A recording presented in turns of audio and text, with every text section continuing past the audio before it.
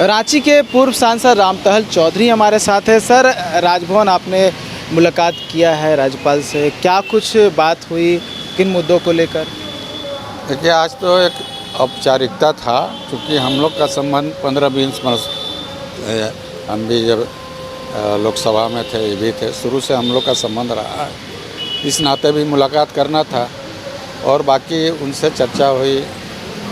यहाँ के जो मूलभूत समस्याएं हैं, जैसे हमने कहा कि गितलसूर डैम जो पर्यटक स्थल बन सकता है और रांची से नज़दीक है, ऐसे भी लोग जाते हैं, उसका विकास हो, और कई अन्य समस्याएं जो है उनको बात हुई। तो आज वो कहें कि अस्थिर से बना के लेते आइए, हम लोग विशेष चर्चा करेंगे। विधानसभा चुनाव भी है और जल्दी घोषणा भी हो जाएगी, क्या लग रहा है आपकी तरफ से कोई सहयोग है, या फिर आप चाह रहे हैं कि किसी विशेष विधानसभा सीट से आपके किसी फैमिली मेम्बर को टिकट मिले? किसको? हमारे फैमिली मेम्बर को हम कोई टिकट मिले, ऐसा कोई हमारा नहीं। आप क्योंकि चाह भी रहे थे कि आपके बेटे को मिलना चाहिए, हम तो उस समय चाह रहे थे जब टिकट कटा, तब हमने कहा था, जब हमको कहा गया कि आप लिख के दीजिए कि रिज़ाइन कीजिए कि हम रिज़ाइन करवाए, हम कहे हमको अगर रिज़ाइन करवा रहे हैं, पहले बोलते, और करवा ही रहे हैं, तो मेरा बेटा ग्रामीण अध्यक्ष रहा है, सभी लोग जानते हैं, उसको आप दीजिए। तो सोचेंगे, तो सोचते रह गए, तो हम भी सोचते रह गए। तो विधानसभा में अपनी दावेदारी ठोकेंगे? विधानसभा में जगह देख करके अंदाजी दावेदारी ठोकने से तो नहीं होगा ना। ये कहा जा रहा है कि रांची विधानसभा सीट से जो मौजूदा विधायक है सीपी सिंह, वो इस बार संभवतः चुनाव नहीं लड़ेंगे, तो सीट खाली रहेगा, तो इसमें क्या आप दावेदारी ठोक सकते हैं? बिल्कुल, अगर पार्टी अगर सोचती है, अगर देगी, तो निश्चित रूप से दावेदारी रहेगा और सीट जीतेंगे भी।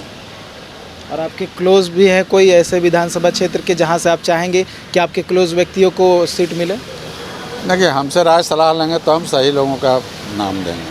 तजुर्बा भी? हाँ, तजुर्बा। अब हमको तो जनसंघ में जीरो, जब कुछ नहीं, तब साइकिल पैदल हम लोगों ने पार्टी को इतना सींचा है। आजकल के तो लोग जानते नहीं हैं कि कौन क्या किया है, क्षेत्र से मतलब नहीं रखते हैं, उनको तो पता नहीं है। तो और पहले भी हमसे फीडबैक लिया जाता था और जहाँ देते थे वहाँ जीतता था, क्योंकि हम गलत बात नहीं बोलते हैं।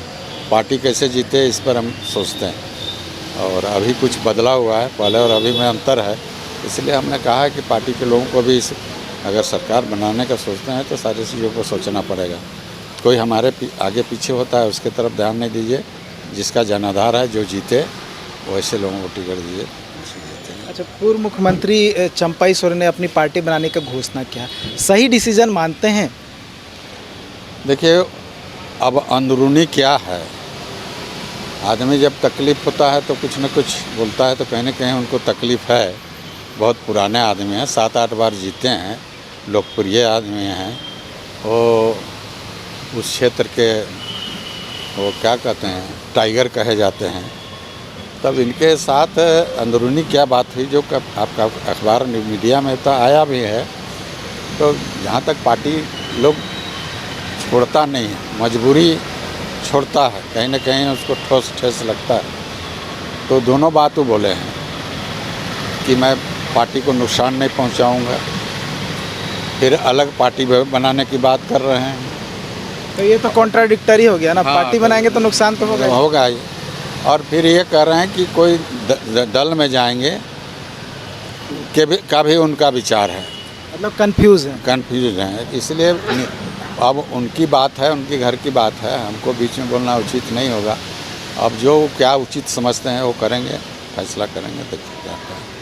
बहुत बहुत धन्यवाद सर। धन्यवाद। ये थे पूर्व सांसद रामटहल चौधरी, जो कि राजभवन पहुँचे थे। राजभवन पहुँचने के बाद राज्यपाल संतोष गंगवार से मुलाकात की है, बहुत सारी बातें जो है इन्होंने कही है, और साथ ही आगामी विधानसभा चुनाव को लेकर ही इन्होंने बहुत सारी बातों को कहा है कि अगर मौका मिलता है रांची सीट से तो अपनी दावेदारी पेश करेंगे और सीट जीत कर भी दिखाएंगे। साथ ही चंपाई सोरेन के सवाल पर भी इन्होंने कहा है कि जो डिसीजन लिया है, जो पीड़ा थी उसको लेकर लिया है, लेकिन कहीं ना कहीं कन्फ्यूज़न है। अब ऐसे में देखने वाली बात होगी आगे क्या कुछ होता है, और रामटहल चौधरी यहाँ आने वाले जो विधानसभा चुनाव है उसमें किस तरह से जो है अपनी छाप छोड़ते हैं। क्या इनके परिवार से कोई सदस्य जो है आगामी विधानसभा चुनाव में हमें सामने देखने को मिलता है। न्यूज़ बाय स्कोप के लिए कैमरा पर्सन नूतन के साथ नीरज कुमार, रांची।